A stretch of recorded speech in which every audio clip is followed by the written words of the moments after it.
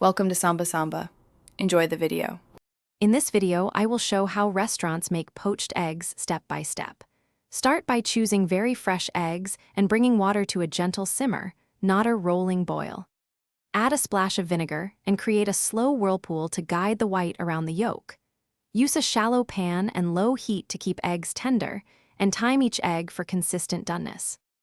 Restaurants crack each egg into a small cup first, then slide it gently into simmering water to avoid breaking the yolk.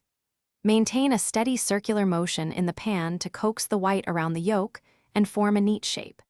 Keep the temperature low and steady so whites set without becoming rubbery, and remove eggs with a slotted spoon to drain before serving for best texture and presentation. Once poached, remove eggs promptly with a slotted spoon and let them drain briefly on paper towel or a warm plate to shed excess water. A small pat of butter or a tiny pinch of salt can add gloss and flavor without masking the egg. Serve the eggs right away on warm toast or an egg dish, because restaurants plate immediately to ensure the yolk stays wonderfully runny and the white remains tender. Thanks for watching. Consider subscribing if we helped you.